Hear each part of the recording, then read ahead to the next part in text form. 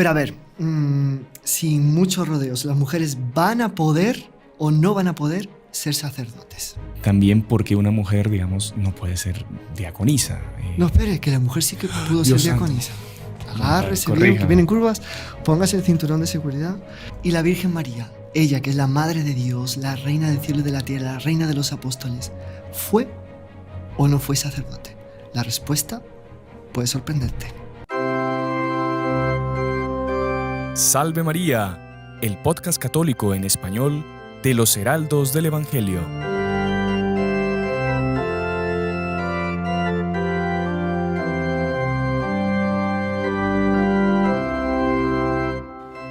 Muy estimados amigos que nos acompañan por nuestro canal de YouTube, por la radio, por las otras plataformas por las que sale nuestro programa, bienvenidos una semana más a Salve María con los Heraldos del Evangelio, este programa que con tanto cariño hacemos para ustedes desde los estudios de los Heraldos en El Salvador. Y bueno, el día de hoy es un programa muy especial porque vamos a tocar un tema un poco espinoso, un tema que nos han pedido mucho, varias personas dejan en los comentarios que lo toquemos y bueno, no lo habíamos hecho porque no teníamos a la persona adecuada para tocar el tema. Pero gracias a Dios, por un regalo de la providencia, nos visita en el país el padre Carlos Werner, a quien ya voy a saludar y a presentarles. Y creo que no hay mejor persona con la que podamos conversar de este tema. Así que bueno, primero que todo, padre Carlos, salve María, bienvenido. Salve María. Un honor para nosotros que nos acompañe aquí presencialmente en nuestro estudio. Una alegría por primera vez en la historia poder estar aquí en El Salvador con ustedes. Sí. Y después de haber visitado Centroamérica hace muchos años, poder volver y estar con ustedes para justamente tratar de este asunto. Ajá. Usted había vivido aquí en Centroamérica, ¿no? Sí, tuvimos 5 años entre Nicaragua, Guatemala, siempre pasando por El Salvador, sí. Claro. Una experiencia muy enriquecedora e inolvidable. El padre Carlos nos había acompañado en un programa a distancia que habíamos tratado sobre Los Ángeles. No sé si se acuerdan, sobre dudas que la gente había mandado sobre Los Ángeles. Un programa muy bueno, a la gente le encantó. Lo vamos a dejar aquí recomendado también. Pero bueno, el día de hoy vamos a hablar sobre el tema del sacerdocio femenino. Mucha gente, padre, como le decía al inicio, escribe y pregunta, no de mal espíritu, pero queriendo saber, queriendo profundizar, ¿por qué en la Iglesia Católica no se permite la ordenación de mujeres? ¿Será que es una discriminación hacia la mujer?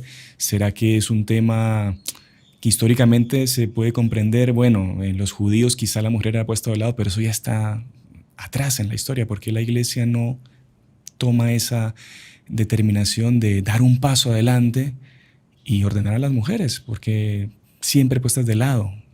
No sé. Entonces, son las preguntas que llegan.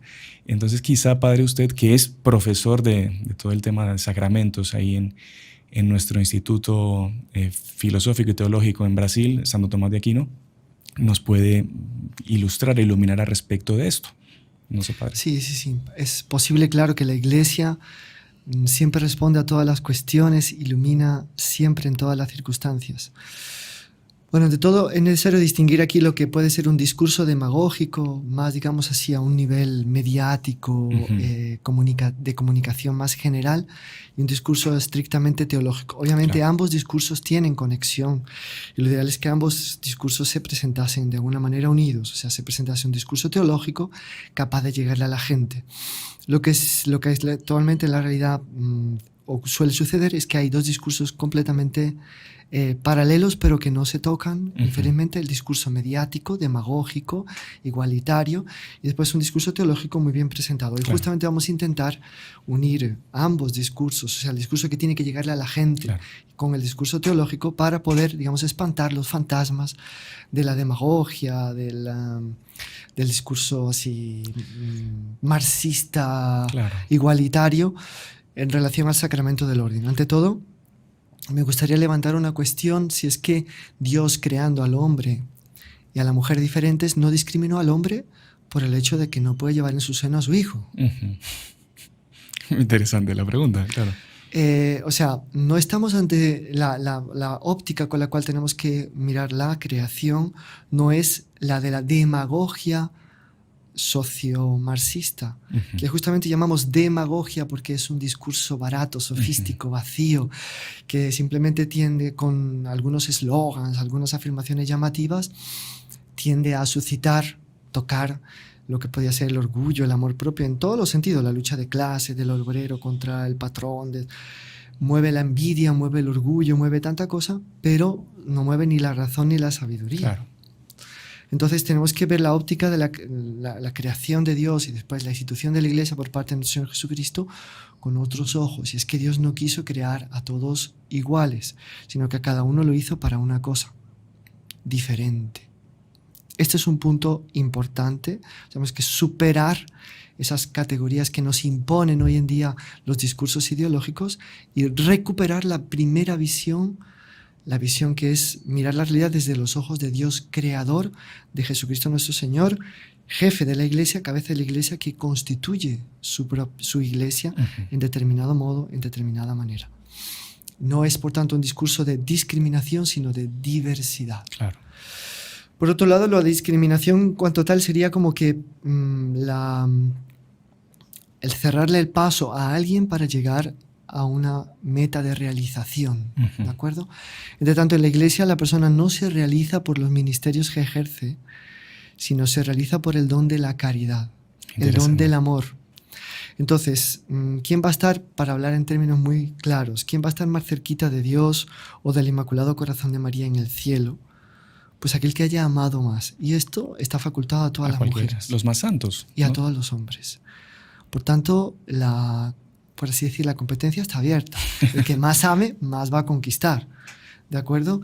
Por tanto, el evitar, o sea, cerrarle el paso a la mujer al sacerdocio no es un cerrarle el paso a su felicidad ni a su plena realización, porque la felicidad y la plena realización están en el don del amor. Claro. La virtud de la caridad, lo dice San Pablo en 2 Corintios, aspirada al carisma, que por cierto la palabra carisma en San Pablo tiene muchos significados, es difícil pues especificarla solo por los escritos de San Pablo, pero bueno, aspirada al don más alto, que es el del amor. Por otro lado, sería inconcebible, si pensamos de una manera más coloquial también, pero ya con unas gotitas de sal de teología, que Dios, habiendo querido asociar a la Virgen de tal manera, no solamente a su proyecto de la encarnación, sino al proyecto de la redención, o sea, haber querido que la Virgen esté presente en la cruz y por tanto que haya tenido que sufrir más que cualquier ser humano y amar más que cualquier ser humano, que a ella la discriminase, o sea, le evitase el paso a su plena realización y a la más alta felicidad, porque ella no fue llamada a ser sacerdote ministerial. Entonces, bueno, seguramente Dios, al contrario, la facultó para que llegase a la más plena expresión de la felicidad en el cielo, sobre todo los santos y ángeles, y ya no fue sacerdote. Luego, el hecho de que la mujer no se ordene sacerdote no puede ser un obstáculo a su plena realización, ¿no? Interesante. En el sentido, incluso el término discriminación, la discriminación es que un ciudadano no puede ejercer plenamente todos sus derechos. Sí. O sea, que no pueda realizarse plenamente en cuanto ciudadano. Discriminación en un ámbito teológico, que el término casi nunca se aplica, o sea, no se aplica en sí mismo, intentándolo aplicar, que sería no dejar que el cristiano fuera plenamente cristiano, no dejar que el católico fuera plenamente católico, no dejar que el Hijo de Dios fuera plenamente Hijo de Dios. ¿Esto se puede aplicar a la Virgen por el hecho de no haber sido ordenada sacerdote ministerial? No. No, claro. Por tanto, discriminación no es. Entonces vamos a corregir, por tanto, ya algunos criterios esenciales. Vamos a enfrentar este asunto del punto de vista de Dios, claro, no del punto de vista de la demagogia socio-marxista que se impone hoy en día, que es pues una verdad vaciada de contenido, o para decirlo en términos más plateales, una mentira. Sí, claro. Son esos lentes que nos quieren poner para ver todo en los días de hoy. Claro, pasa, es un tema que, o sea, se sabe que no se puede. La gente más o menos tiene la idea, bueno, no se puede ser sacerdote, no puede ser mujer, pero de vez en cuando como que lo van levantando. No, parece que ahora sí, van a liberar el sacerdocio femenino, primero van a ser diaconisas, porque ya en la historia hubo diaconisas y puede ser que más adelante se pueda. Entonces es un tema como que lo van levantando de a poquito, sí. Se vuelve a bajar, se vuelve a levantar, se vuelve a bajar, pero Muy O sea, nosotros interesante. vemos que lo que Benedicto XVI comentaba respecto del Concilio Vaticano II se sigue aplicando. Sí, Estuvo el concilio verdadero de los textos sí, y el concilio de los medios de comunicación. claro. Entonces, claro, queda muy simpático a veces para quien quiere parecer más afín al mundo, Sí. más cercano a la gente, vender baratamente ciertas ideas completamente vacías de contenido Sí. o ciertas mentiras y quedar bien. Pero eso es un discurso que las personas que nos asisten tienen que ir superando, Ujú. tienen que ir madurando como personas y dándose cuenta de que lo que se vehicula a veces por los medios de comunicación está al nivel de la demagogia, Sí, es sí, una sí. engañifa para contentar a gente un poco ignorante o un poco Sí, sí, sí, sí. que ha profundizado poco. Nosotros queremos justamente es dar una formación que permita a las personas entender las Por supuesto. cosas con más seriedad, con más profundidad, percibiendo que la verdad no es un bicho de 7 cabezas o un dragón de el dragón de las 10 cabezas del Apocalipsis, sino que es algo que está accesible a todos. Claro. Basta prestar un poco de atención. Perfecto, padre. No lo interrumpo más. Bueno, entonces no, vamos dialogando, vamos conversando, que no hay ningún problema, que no ninguna pregunta o comentario va a ser una interrupción, sino al contrario, un enriquecimiento, sino una alegría que no parta yo solo en un monólogo, sino que continuemos conversando. Vamos a ver, entonces, la cuestión del sacerdocio femenino se puso candente cuando los cismáticos, casi heréticos o no, digamos así, los de Inglaterra, ¿no? Pues la iglesia anglicana, ella ordena mujeres. Uh-huh. Esto fue alrededor de los años 70, entonces Pablo VI le escribió una carta al arzobispo de Canterbury diciendo porque la iglesia católica consideraba que eso no era posible, que ella no estaba facultada a hacer eso. No es que ella no quiera hacerlo, sino que es que ella no puede hacerlo. Uh-huh. Poco después Pablo VI le pide a la Congregación de la Doctrina de la Fe que haga un documento profundizando un poco las razones que en síntesis él le había explicado al arzobispo de Canterbury. Y años después, como el debate se trasladó mucho al terreno católico y algunos teólogos un poco así de moda quisieron lanzarlo para asemejar siempre más la Iglesia al mundo, a la mentalidad del mundo, que no es propiamente esa la misión del teólogo, uh-huh. sino es intentar que el mundo se asemeje cada vez más a la Iglesia. Claro. En fin, a la Iglesia en cuanto siendo el rostro vivo y luminoso de Cristo en la tierra. Pues entonces Juan Pablo II salió de nuevo al paso y declaró que la Iglesia no está facultada para ordenar a las mujeres y que eso era una enseñanza definitiva.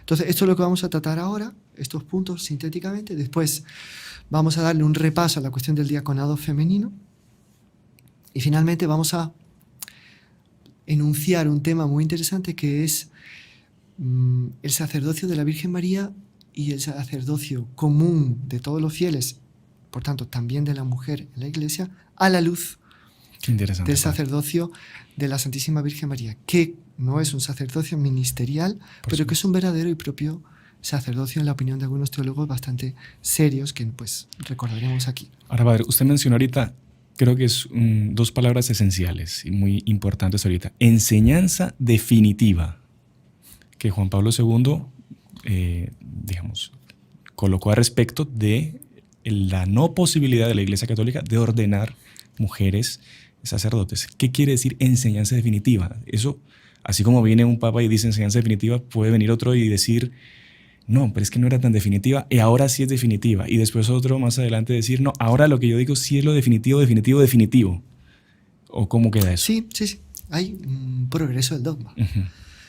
Es muy interesante porque el progreso del dogma no tiene que ver propiamente con las corrientes progresistas de pensamiento de la Iglesia, porque en verdad los progresistas que se arrogan ese título no son progresistas, son evolucionistas teológicos. O sea, parten del mono y llegan al hombre. Con esta hipótesis evolucionista que aún no se ha probado, y yo creo que no se probará, o que, como decía nuestro fundador Dr. Pino, queda siempre reducido a una cuestión de familia, ¿no? Pues quien quiera Pero bueno, pues es lo que sucede un poco, lo que es dichos progresistas, no todos, pero muchas veces y en muchos lugares, son verdaderos evolucionistas, quieren cambiar la naturaleza de la doctrina de la Iglesia. Sin embargo, el verdadero católico es sí un verdadero progresista en el sentido de que el árbol de la doctrina, el árbol de la fe, ¿no? Como lo dice San Vicente de Lerán en su Commonitorium, que es un tratado clásico de teología que tiene una vigencia muy importante por ser él un padre de la Iglesia. O sea, explica muy bien que la teología conserva las raíces, pero las hace crecer, progresa. Entonces, el árbol de la doctrina, siendo siempre él mismo, se vuelve cada vez más explícito, más luminoso, más bello. La Iglesia va, con la ayuda del Espíritu Santo, que la va llevando a la verdad completa, va tomando conciencia cada vez más clara de todos los contornos de la verdad. Y entonces la va definiendo, la va delineando con más... Enriqueciendo, pero nunca contradiciendo enseñanzas anteriores. Ni contradiciendo ni inventando. Claro. Es el mismo árbol que va sacando troncos, ramas, hojas, flores y frutos. Sí, claro. Pero es el mismo árbol. Vale. No puede cambiar. Entonces, por eso decía, todo católico en realidad es conservador y progresista. ¿Vale? Sin caer en el error de un falso conservadurismo que sea una especie de arqueología teológica. No podemos salir de lo que era antes porque tiene que ser así. Pues pierde el sentido porque le quita la facultad a la Iglesia de crecer y de desenvolverse, ni caer en el error de los así dichos progresistas, que en realidad son evolucionistas y que quieren es cambiar la naturaleza. Plantea un naranjo y quieren que termine un banano. Claro. No puede ser. El naranjo se queda naranjo. La Iglesia Católica, que es mucho más que un naranjo, es un árbol que contiene todas las bellezas y todos los frutos más maravillosos, va a ser siempre la Iglesia Católica y no va a transformarse en otra cosa. Muy interesante, ¿vale? Buenísimo. Ahora, entonces, ¿en qué sentido un papa puede decir que algo es definitivo? Para ya esclarecer esa cuestión, parece muy interesante, y es que a lo largo de la Iglesia, pues también, a lo largo de la historia, la Iglesia también ha ido tomando conciencia de su papel, o sea, ha ido definiendo los contornos de su papel en cuanto sierva de la verdad. Y esto se hace a través de lo que se llama el magisterio eclesiástico, que está participado por todos los obispos, pero bajo la presidencia del Papa, y en el cual el Papa tiene un papel pues, esencial, fundamental, de confirmar a los hermanos en la fe. Entonces, recientemente, muchos teólogos evolucionistas han querido un poco subestimar el papel del magisterio. Porque, claro, el magisterio les coartaba la vía para salirse del camino. Entonces, a la luz de esas tentativas de desvío, pues el Papa Juan Pablo II en el año 1998 hizo un motu propio llamado Actuendam Fidei, para guardar, para custodiar la fe, que después fue acompañado de una nota doctrinaria que firmó el cardenal Ratzinger, explicando el motu propio, en el cual se incluyen unos nuevos códigos del derecho canónico y se formula una profesión de fe, professio fidei, especialmente para los profesores de teología en los seminarios, en la cual la persona se compromete pues a guardar la fe y obedecer al Papa, al magisterio del Papa, ¿de acuerdo? En este Actuendam Fidei pues se definen 3 grados de magisterio, no hay 3 grados de verdad, hay 3 grados de magisterio que respetan un poco la toma de conciencia progresiva de la Iglesia de los límites de ciertas verdades de fe, ¿de acuerdo? Y que imponen al fiel, según su graduación, un grado de adhesión diferente. El definitivo es el segundo grado de adhesión. El primer grado de adhesión son las verdades consideradas como reveladas por la fe. Reveladas por que constan en la revelación, que son directamente de fe, son de fide tenenda. Esas exigen pues, que la persona para ser católica tiene que creer en ellas. Claro. Esas son las que están realmente ya en la revelación o las que el magisterio declara tales. Por ejemplo, la Inmaculada Concepción podía ser durante muchos siglos una verdad que tenía que ser respetada, pero a partir del momento que Pío IX la declara dogma de fe, es considerada de fide credenda. Está dentro del depósito de la fe, tiene que ser absolutamente respetada. Pero los papas pueden algunas otras verdades de fe, a medida que la Iglesia, quizá incluso por los debates contra los que quieren oponerse a su doctrina, tiene que ir perscrutando más, estudiando más, analizando más y con la ayuda del Espíritu Santo, definiendo más, las declaran de fide tenenda. O sea, son verdades que por un valor histórico o por un valor lógico, quiere decir, para que determinada verdad de fe sea tal, esta otra tiene también que creerse, si no, esta no se sustenta. Claro. Es una consecuencia lógica de una verdad declarada de fide tenenda, o sea, de una verdad declarada como participante de la revelación, constante, que consta en la revelación. Bien, entonces, estas de fide tenenda, ¿no?, exigen una adhesión muy importante de la inteligencia y de la voluntad, que la vamos a leer ahora para no salirnos ni una coma de lo que es propiamente la definición del Papa Juan Pablo II, y son infalibles. O sea, una vez que algo ha sido declarado de fide tenenda, el Papa no se ha podido equivocar, es definitiva, quiere decir no va a cambiar, y lo único que puede hacer esa verdad es subir un escalón y pasar a ser considerada de fide credenda. Sí. Pero no puede bajar un escalón. Vale, comprendo. ¿De acuerdo? Entonces, dice el Código de Derecho Canónico, canon 598, párrafo 2, ¿no?, que fue introducido por Juan Pablo II. Asimismo, se han de aceptar y retener firmemente todas y cada una de las cosas sobre la doctrina de la fe y las costumbres, o sea, fe y moral, propuestas de modo definitivo por el magisterio de la Iglesia, a saber, aquellas que son necesarias para custodiar santamente y exponer fielmente el depósito de la fe. Qué interesante. Si faltamos a una de estas verdades, el depósito de la fe se pone en peligro. Son como que la muralla, estas verdades declaradas definitivas, propuestas de modo definitivo, son como que la muralla del depósito de la fe. Qué interesante. Si alguna de ellas cae, un hoyo se hace y ahí ponemos en riesgo el propio depósito de la fe. ¿De acuerdo? Por tanto, se opone a la doctrina de la Iglesia Católica quien rechaza dichas proposiciones que deben retenerse en modo definitivo. El verbo retener está clarísimo, en modo definitivo está clarísimo.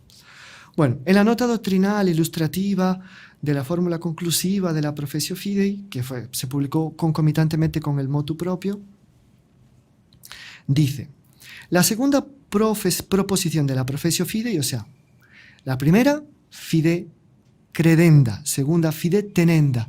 Las primeras hacen parte del depósito, las segundas, la muralla del depósito. Bien, entonces estamos en la segunda. La segunda proposición de la Professio Fidei afirma, ya está claro lo que se afirma, la persona dice: acepto y retengo firmemente a sí mismo todas y cada una de las cosas sobre la doctrina de la fe y de las costumbres propuestas por la Iglesia de modo definitivo. Vale. Entonces, él va a explicar la doctrina de la fe. El objeto de esta fórmula comprende todas aquellas doctrinas que conciernen al campo dogmático o moral, que son necesarias para custodiar y exponer fielmente el depósito de la fe, Estas doctrinas pueden ser definidas formalmente por el romano pontífice cuando habla ex cátedra o por el colegio de los obispos reunido en concilio, como fue, por ejemplo, el dogma de la infalibilidad pontificia, fue por los obispos en concilio. El Papa es cátedra, por ejemplo, la Asunción de María. El Papa no llama a un concilio, pero él declaró desde su cátedra de San Pedro de modo solemne, como acto definitorio, que aquello, que la Virgen estaba asunta al cielo, etc. O también pueden ser enseñadas infaliblemente, o subrayamos esto, infaliblemente por el magisterio ordinario y universal de la Iglesia, como una sentencia definitiva y tenenda. O sea, una proposición, una afirmación que debe tenerse definitivamente. Todo creyente, por tanto, debe dar su asentimiento firme y definitivo a estas verdades. Fundado sobre la fe en la asistencia del Espíritu Santo al magisterio de la Iglesia y sobre la doctrina católica de la infalibilidad del magisterio de la Iglesia. Quien las negara asumiría una posición de rechazo de la verdad de la doctrina católica, por tanto, no estaría en plena comunión con la Iglesia católica. Complicado. O sea, si no estás en comunión, pues sí, estás fuera de la comunión. ¿Vale? Entonces, vamos a dejarlo por aquí porque creo que eso ya está claro. Sí, está claro. Hay todavía más explicaciones, tal. solo que tenemos que volver porque en este documento se hace referencia al tema de la ordenación de mujeres. Pero volveremos más adelante, ¿vale? Ahora vamos justamente a en 2 plumazos a, digamos, dedicarnos a la cuestión propiamente de la ordenación sacerdotal. El acto definitorio, vamos a empezar por ahí, aunque sea cronológicamente el último, pero es como que le da toda la seriedad y la consistencia al asunto. Entonces, Juan Pablo II, el 22 de mayo de 1994, publica la Ordinatio Sacerdotales, es una carta apostólica. En esa carta apostólica él va a decir: por lo tanto, con el fin de alejar toda duda sobre una cuestión de gran importancia, que atañe a la misma constitución divina de la Iglesia, ¿ve? Tiene relación con la constitución divina de la Iglesia, que hace parte esa constitución divina del Depositum Fidei, la custodia del Depositum Fidei. El Depositum Fidei, donde están todas las verdades reveladas, ¿de acuerdo? Sí. En broma se decía de una universidad de X que era el Depositum Fidei porque todos los estudiantes iban allí y dejaban su fe allí, pero no. El Depositum Fidei es el vaso sagrado de elección donde están todas las verdades que han sido divinamente reveladas y que hay que custodiar, cueste lo que cueste. Hay que dar la vida por ellas. San Pablo ya habla del depósito de la fe. Sí, le dice a Timoteo, sí. O sea, guarda el depósito. Guarda el depósito de la fe. De ahí viene la expresión. Sí. Bueno, entonces, en virtud que atañe a la misma constitución divina de la Iglesia, en virtud de mi ministerio de confirmar en la fe a los hermanos, declaro que la Iglesia no tiene en modo alguno la facultad de conferir la ordenación sacerdotal a las mujeres y que este dictamen debe ser considerado como definitivo por todos los fieles de la Iglesia. O sea, el hecho de que la mujer no pueda ser ordenada sacerdote hace parte de las verdades de fide tenenda, muralla sacrosanta, del vaso de elección, Depositum Fidei, donde están todas las verdades de fide credenda, que son las verdades reveladas. San Juan Pablo II va a citar a Pablo VI en la famosa carta al arzobispo de Canterbury, donde se dan en síntesis sinteticísima las razones por las cuales tiene la Iglesia esa certeza absoluta de no poder ordenar las mujeres al sacerdocio. Entonces cita a Pablo VI, rescripto a la carta del arzobispo de Canterbury, el reverendísimo doctor no sé cuánto, Coogan, sobre el ministerio sacerdotal de las mujeres, 30 de noviembre de 75. Cita Juan Pablo II. La Iglesia sostiene que no es admisible ordenar mujeres al sacerdocio por razones verdaderamente fundamentales. Tales razones comprenden el ejemplo consignado en las Sagradas Escrituras de Cristo que escogió sus apóstoles solo entre varones, la práctica constante de la Iglesia que ha imitado a Cristo escogiendo solo varones y su viviente magisterio que coherentemente ha establecido que la exclusión de las mujeres del sacerdocio está en armonía con el plan de Dios para su Iglesia. ¿De acuerdo? San Juan Pablo II también va a citar que el hecho de que María Santísima, Madre de Dios y Madre de la Iglesia, no recibiera la misión propia de los apóstoles ni el sacerdocio ministerial, muestra claramente que la no admisión de las mujeres a la ordenación sacerdotal no puede significar una menor dignidad ni una discriminación hacia ellas. Lo que usted explicaba al inicio. Sino la observancia de una fiel disposición que hay que atribuir a la sabiduría del Señor del universo, que pensó en diversidad y no...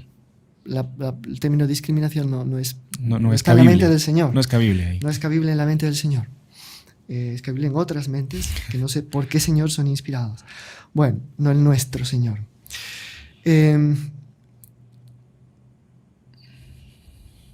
De acuerdo. Entonces, por tanto, este fue el acto por el cual se declara definitiva la verdad, el hecho de que la Iglesia no puede. O sea, la Iglesia dice...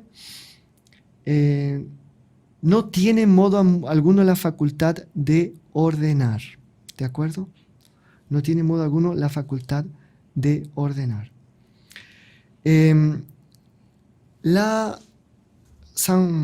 Pablo VI después le pidió a la doctrina de la fe que hiciera un documento que él mismo aprobó. Fue, supongo que ex audiencia sumo pontifice, vamos a verlo aquí, yo creo que sí. Por tanto, es también un documento de alguna manera magisterial.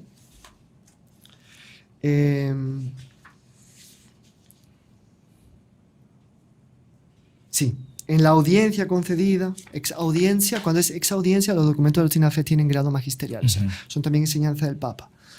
Bueno, entonces, aquí van a desarrollar un poco los argumentos de Pablo VI. Primero, la tradición. La Iglesia nunca admitió mujeres, ¿vale?, a recibir válidamente la ordenación sacerdotal episcopal. No hay ningún trazo. Sí. No va a ser ahora que después de 2000 años de historia que van a inventar una cosa nueva. Eso ya sería evolución y no progreso. Exactamente. ¿De acuerdo? Otro argumento que da la actitud de Cristo, que no escoge a ninguna mujer para estar entre los apóstoles, ni siquiera a su madre, eso lo va a decir San Juan Pablo II, por tanto, tal. La práctica de los apóstoles, que cuando ellos tienen que llenar el vacío que había dejado la apostasía de Judas, escogen otro hombre o una mujer. Y bueno, tal. El valor permanente de la actitud de Jesús y de los apóstoles. ¿Contra qué argumento? El argumento de que Jesús actuó así porque en su tiempo a la mujer se la veía mal.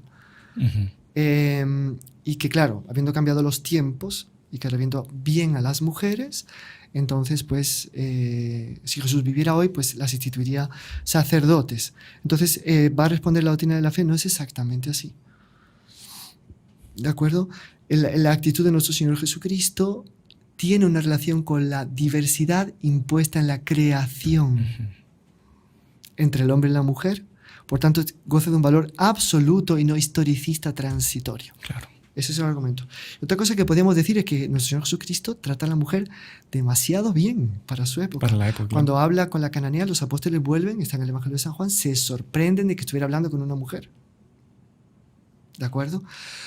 Y, digamos, todo el afecto, la dignidad con que nosotros las trata, siempre propone parábolas para los hombres y también para las mujeres.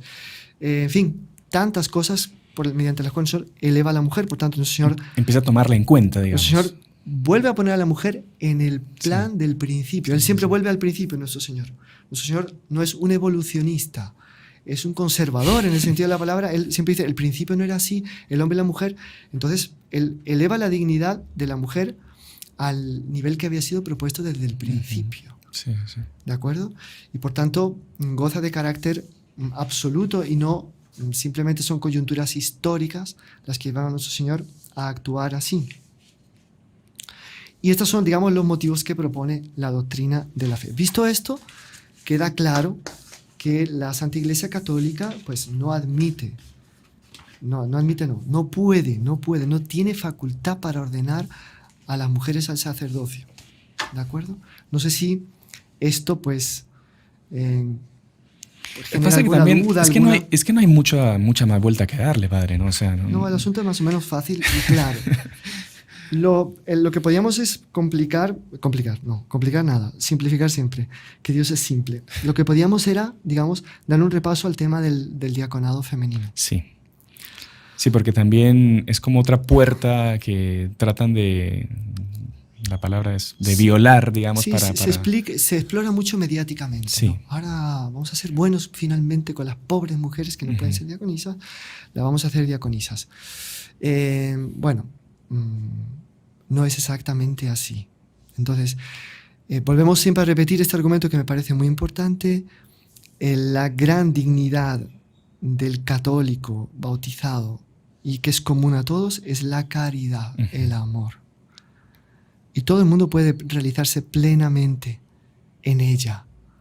Y la jerarquía del cielo estará establecida en función del amor. Porque vamos a ser juzgados en función del amor y se nos va a retribuir, dar a cada uno según lo que haya presentado, los frutos que haya presentado en el amor. Por tanto, como decíamos, ¿no? Está abierto aquí la competencia, si queremos. Cada uno puede esforzarse por amar lo máximo posible a Dios y colocarse de la mejor manera en el cielo.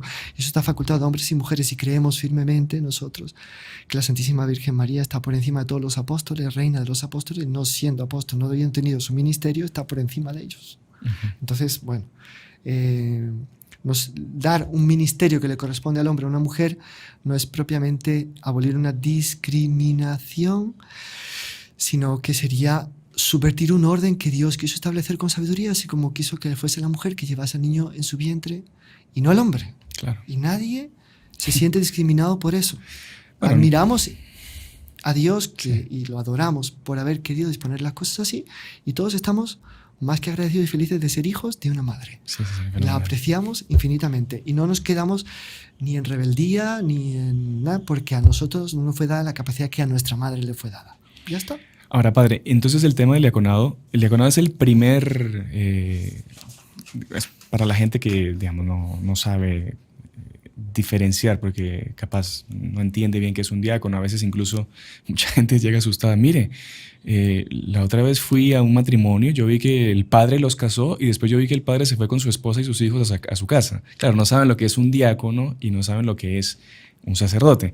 Entonces, claro, primero explicar lo que es un diácono y también por qué una mujer, digamos, no puede ser diaconisa. No, espere, que la mujer sí que pudo Dios ser santo. diaconisa. Bueno, Agárrese padre, bien, que corríjame. vienen curvas, Bueno, póngase el cinturón de seguridad. yo que ando con vértigo. Pero padre, vamos a ver justo. en qué términos, Sí, sí, sí. en qué términos. Entonces, el diaconado es un ministerio que nace en el propio, o sea, tiene su fuente en la Escritura. Ajá. No fue instituido por Jesús directamente, sino por los apóstoles. San Pedro lo instituye junto con los apóstoles en la primera comunidad, en la cual estaban reunidos como si fuese un gran convento, entre comillas, con familias, con sacerdotes y todo, ahí junto, el Papa y todo el mundo juntos. Habían compartido los bienes, Sí. entraban en la comunidad compartiendo todos los bienes. Fue un fenómeno que duró poco tiempo en la comunidad original, eran de un solo corazón, una sola alma, tenían todo en común después de Pentecostés, y entonces se trataba después de distribuir lo que era necesario para cada uno, y empezó a haber quejas Ajá. de discriminación. En este caso, las viudas que venían de los judíos de la diáspora griegas se quejaron que a las mujeres o a las judías se le daba más o le daba mejor, etc. Entonces los apóstoles instituyen el ministerio del diaconado para que se cuiden de las mesas, mientras ellos cuidan de la oración y de la palabra. O sea, hay una jerarquía entre las obras de caridad espirituales, Y las predicar temporales. la palabra, orar por la iglesia, y las obras de caridad materiales que sean delegadas a los diáconos. Solo que los apóstoles pusieron de su parte, pero el Espíritu Santo también puso de su parte y llama a los diáconos a otras cosas. Vemos que los diáconos predican, hay una bellísima predicación, por así decir, un testimonio extraordinario de San Esteban cuando va a ser martirizado, que es bellísimo, lleno de sabiduría y de fuego. Pero también bautizan, el diácono Felipe es llevado a bautizar un eunuco, y en fin, en ese sentido se va constituyendo el Espíritu Santo y nosotros, como dicen los apóstoles en el Concilio de Jerusalén, pues también el Espíritu Santo y los apóstoles van constituyendo el ministerio del diaconado, que a lo largo de la historia va tomando cada vez contornos más claros, pero que empieza un poco pues con lo esencial y algunos detalles que tienen que ir siendo precisados a lo largo de la historia. El hecho es que el ministerio del diaconado se va a definir totalmente y completamente de manera relativamente reciente, no es tan antiguo. El caso es que el diaconado va a quedar claro que es una participación en el sacramento del orden porque recibe carácter. Y el diácono también va a actuar en la persona de Cristo cabeza, con una característica especial de servicio, pero por tanto hace parte del sacramento del orden, o sea, de la jerarquía eclesiástica, los que tienen el poder de gobernar, enseñar y, en fin, en la iglesia, ¿de acuerdo? Y santificar en la iglesia. Por tanto, el diaconado masculino, ¿de acuerdo?, siempre fue considerado algo que participaba del sacerdocio sin llegar a tener esa plenitud que tenían los obispos, o esa gran participación, que no es totalmente plenitud, pero es una privilegiadísima participación que tienen los presbíteros, que pueden consagrar el cuerpo y la sangre del Señor. El diácono no puede, claro, pero sí puede hacer otros sacramentos, puede bautizar, puede dar, y puede predicar, y bueno, y puede servir al altar y tener un contacto con el altar, con el Santísimo Cuerpo de la Sangre del Señor, muy privilegiado. Sin embargo, ya en el Nuevo Testamento, San Pablo va a hablar de una diaconisa, Feba. Está en la Epístola a los Romanos, si no me engaño, va a decir que Feba era una diaconisa. Eso que usa el término en masculino. Feba era un diácono. ¿De acuerdo? Entonces se van a buscar documentos, y en la Iglesia de Oriente hay documentos bastante antiguos que nos hablan de diaconisas. En la Iglesia de Occidente son más tardíos, pero para hacer un resumen muy resumido, vamos a basarnos en un documento que salió, un documento que fue publicado por la Comisión Teológica Internacional, que hizo un estudio justamente de qué rastros en los documentos que nos han llegado hasta hoy de la tradición católica hay de las famosas diaconisas. Ajá. Que sí existieron, pero que tuvieron un papel bastante diferente y más restricto que el de los diáconos. Vale, perfecto. Entonces, primera característica de las diaconisas, eran mujeres que a veces sí recibían bendiciones. En un documento se dice que son ordenadas, se les imponen las manos y se invoca al Espíritu Santo, solo que esa ordenación en aquellos tiempos, ¿qué noción tenían de ordenación? Porque son términos que después en un tiempo tenían sentidos muy extensos. Aquellos tiempos, estamos hablando de tiempos apostólicos siempre. No, siglo III. Siglo III. Vale. Siglo III, siglo IV. En concreto, el documento que habla son las constituciones apostólicas del siglo IV. Tienen una fórmula que sería con imposición de manos, invocación del Espíritu Santo y una bendición. Ya, vale. Es el único documento que habla de eso. Pero en ese mismo documento dice que la mujer no tiene acceso al altar, que la mujer no puede hacer otra cosa sino por decencia acompañar a las mujeres al bautismo y ungirlas.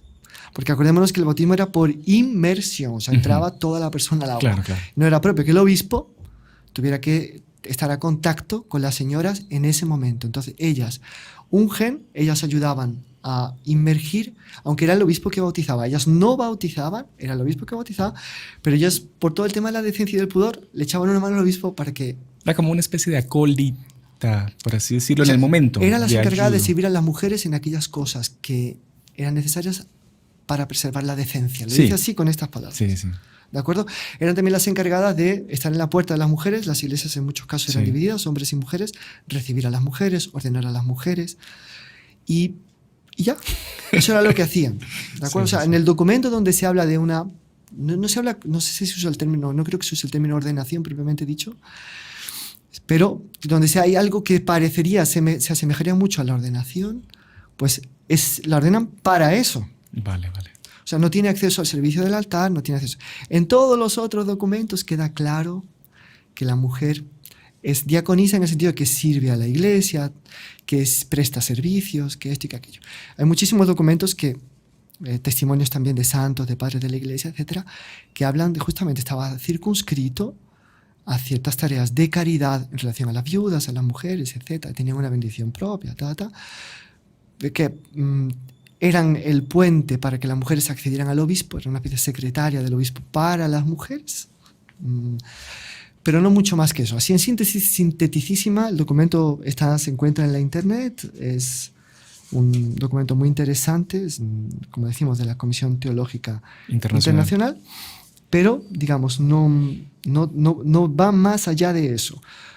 Con el tiempo, las diaconisas empiezan a ser prohibidas porque da lugar a confusión, discusión y todo lo demás, pero no tanto por si pueden participar del altar o no, sino si ellas se equiparan en el papel a las abadesas, empiezan a hacer los monasterios. Bueno, al final, diaconesa y abadesa se asemejan, va quedando solo abadesa, la diaconesa se va quedando aparcada, ya el bautismo de los niños se impone, no hace falta bautizar más mujeres adultas, por inmersión.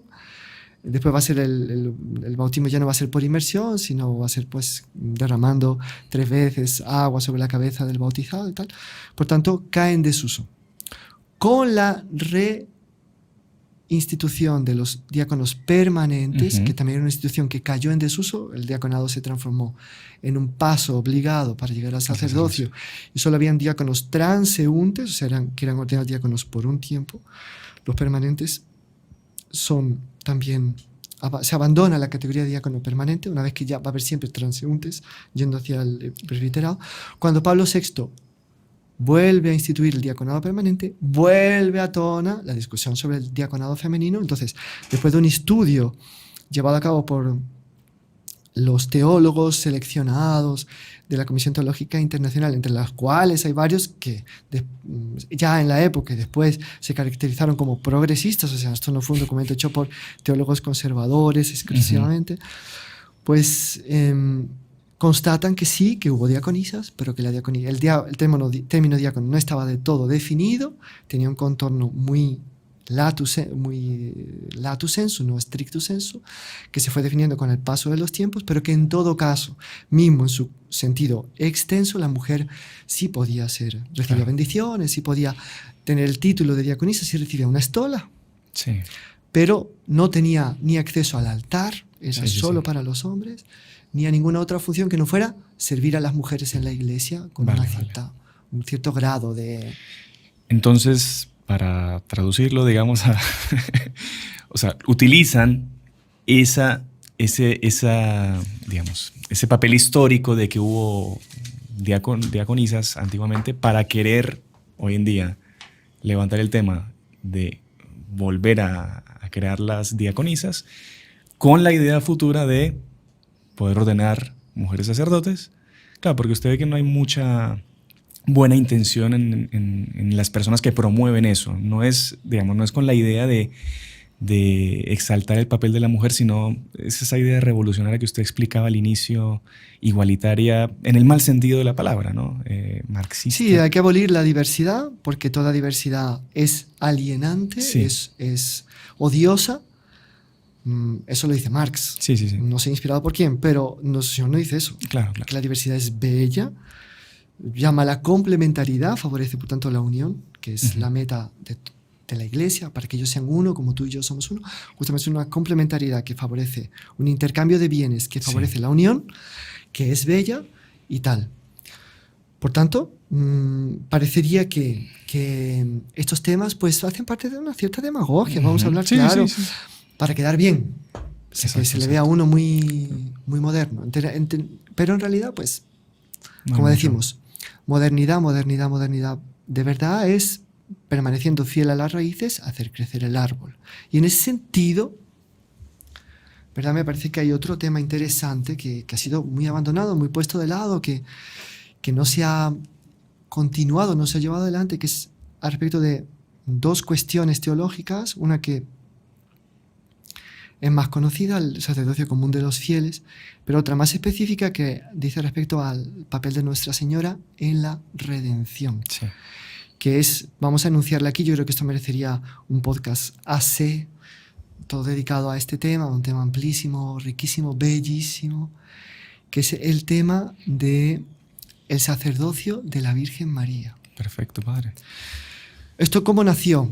Lo enunciamos en dos palabras. O sea, lo enunciamos para crear la expectativa para después usted desarrollarlo en otro programa completo, si le parece. Sí, puede ser. Pero podemos dar un... Sí, lo que usted quiera. Pero digo, como... Una entrada. No quiero que el tema quede solo tocado así... No, ese tema hace falta así, empeñarse y tratarlo con...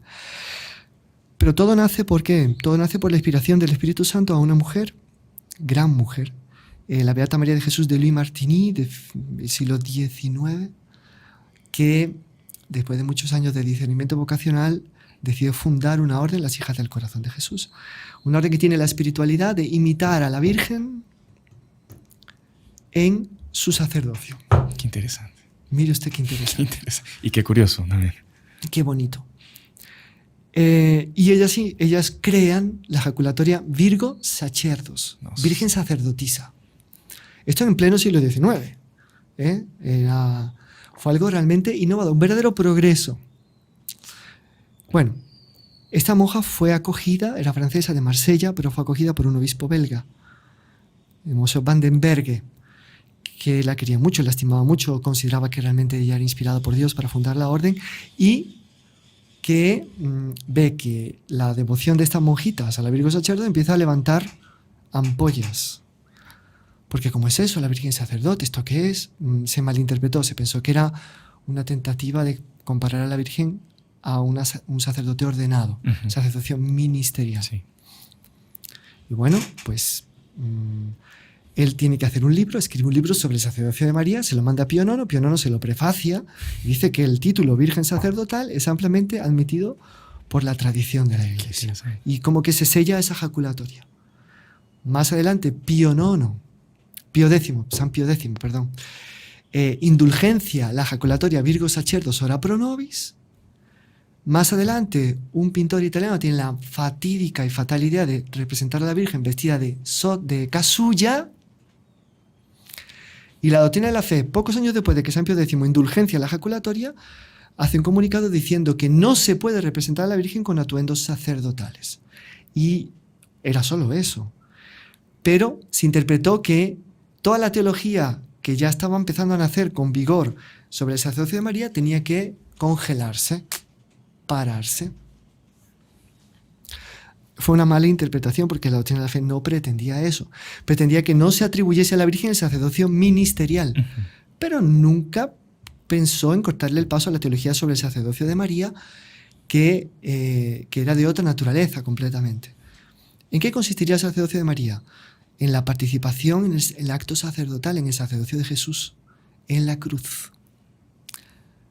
Entonces, todo el tema de la corredención mariana, claro, necesariamente envuelve una participación de María en el sacerdocio de Jesús, pero como siendo ella sacerdote también, co-sacerdote, así como es corredentora, como que co-sacerdote con Jesús, co-víctima con Jesús. Es muy interesante el tema. De tal manera que hay un gran teólogo español, Padre Saurás, dominico de los años 40, 50, 60, que escribe un sendo artículo sobre el sacerdocio de María, en el cual demuestra que María puede tener el título de sacerdote, todo basándose en afirmaciones del magisterio pontificio. O sea, que ya haría el acto sacerdotal, que sería inmolar espiritualmente a su hijo en su corazón, inmolándose con él, o sea, tuvo categoría sacerdotal, categoría victimal, siempre en unión con Cristo, indisociable del sacerdocio de Cristo. Y que esto, digamos, a ella la colocaba en un grado de sacerdocio muy superior al de los sacerdotes ministeriales. Qué impresionante. Entonces, como que parece, no sé, que el redescubrimiento de la dignidad verdadera de la mujer a la luz del sacerdocio de María, que esa fue la intuición de la Beata María de Jesús, hagamos una congregación de religiosas que llega a afirmar que celebren con los padres como María con Jesús, claro, de alguna manera, y ofrezcan a la víctima sagrada espiritualmente en todos los altares, en todas las misas. Ella decía una cosa muy bonita, hacer una especie de misa perpetua. Qué interesante. De ese ofrecimiento marial de las monjas con Jesús, con el sacerdote, a través del cual virtualmente actúa nuestro Señor en la misa. Por tanto, me parece que es un tema fascinante, extraordinario. Y bueno, Padre, creo que la publicidad está hecha. Sí, usted nos ha dado una entrada maravillosa para un banquete espectacular que es justamente hablar de este sacerdocio mariano, que ya pues queda súper comprometido y seguramente nuestra audiencia querrá escucharlo en un próximo programa sobre este tema. Tenemos varios programas que queremos proponerle, pero bueno, depende del tiempo y vamos a ver qué es posible hacer. ¿Qué será posible? Faltó una cosa para esclarecer toda esta cuestión que estamos tratando, apenas una distinción rápida entre sacerdocio ministerial y sacerdocio común. Eso le quería preguntar, René. El sacerdocio común está en la epístola de San Pedro, es un pueblo sacerdotal, en el Apocalipsis, un reino de sacerdotes, y ahí están incluidas las mujeres también. La iglesia es sacerdotal. El carácter bautismal y de la confirmación constituyen a todo cristiano sacerdote en cuanto que puede ofrecerse a sí mismo con Cristo. Justamente la línea de lo que hace Nuestra Señora en su sacerdocio específico, porque ella lo hace en otro nivel, en otro grado y de una manera única, que los demás no van a poder hacerlo porque tiene una relación directa con la cruz y con el sacrificio de la cruz, el acto sacerdotal fundante del sacerdocio común. Bien, y de eso participan todos. Sin embargo, el sacerdocio ministerial es la participación en la fuerza de la cabeza que como que ilumina con la enseñanza, santifica con los sacramentos y gobierna con la potestad. Y eso, actuar en función en la persona de Cristo cabeza, solo el carácter sacerdotal lo da, entonces ellos pueden hacer los sacramentos y distribuirlos, específicamente el de la Eucaristía y el de la confesión, que son más así. Bueno, y en el caso del obispo, el del orden, solo el obispo puede dar el del orden. Y teniendo el obispo la llave del sacramento del orden, tiene la llave de todos los sacramentos y la llave de la iglesia casi, porque la iglesia vive de los sacramentos y el obispo es el único que puede ordenar a un padre para que haga los sacramentos o ordenar a otro obispo. ¿De acuerdo? Entonces, existe una distinción entre el sacerdocio común y el ministerial. Solo los ministros están habilitados a consagrar el cuerpo, la sangre del Señor, a perdonar los pecados, en fin, a realizar los 7 sacramentos propiamente, aunque algunos de los 7 sacramentos son realizados por otros, en concreto el del matrimonio, por los dos que se casan, el del bautismo, por cualquiera, en caso de necesidad. Y así va. Entonces, guardada esa distinción, también las mujeres participan de ese sacerdocio de la Iglesia.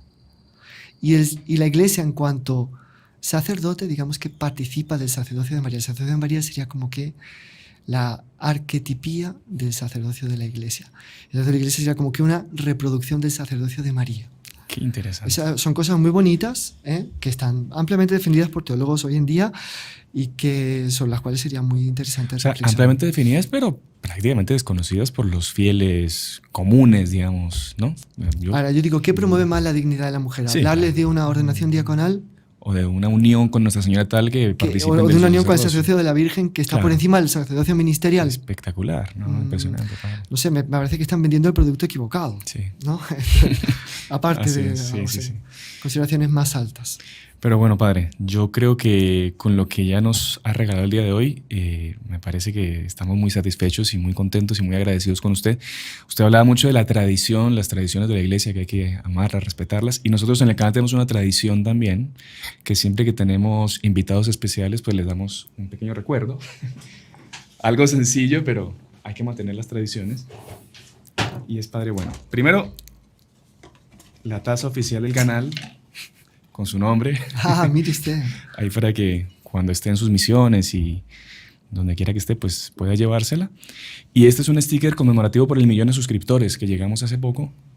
Entonces también ahí para que se lo lleve y lo Muchísimas use. Gracias. Vamos a darle gracias a Dios por ese 1.000.000 de suscriptores. Se acuerde de nosotros, de todos nuestros, de toda nuestra audiencia y rece por todos nosotros, Padre, para seguir evangelizando. Y ya comprometidísimo para otros programas que sabemos que a la gente le encanta cuando usted participa y también lo ven mucho en los otros canales de los Heraldos, donde también tiene la bondad de hacer algunos programas. Así que bueno, vamos a rezar mucho por todos, encomendarlos a todos en las santas misas, todas las necesidades, los problemas, las dificultades, las gracias que están impetrando para que, unidos a la Virgen, que también de alguna manera está presente en la Santa Misa, esto lo dice Juan Pablo II, no realmente presente en la hostia, obviamente, sino de una forma mística, espiritual, como ella estuvo presente al pie de la cruz, pues que por intercesión de ella las gracias compradas en la misa, que son las mismas gracias de la redención, sean aplicadas a todos ellos de la forma más eficaz, más propia, más transformante. Fenomenal, Padre. Muchísimas gracias de verdad. Que Nuestra Señora se lo pague. Y le pedimos para terminar una bendición para todos nuestros oyentes, todos los que nos están viendo, todos los que nos escucharán en el futuro, porque el programa queda y lo siguen viendo muchas personas, gracias a Dios. Así que bueno. El Señor esté con ustedes. Y con tu espíritu. La bendición de Dios Todopoderoso, Padre, Hijo y Espíritu Santo, descienda sobre ustedes y permanezca para siempre. Amén. Salve María. Salve María.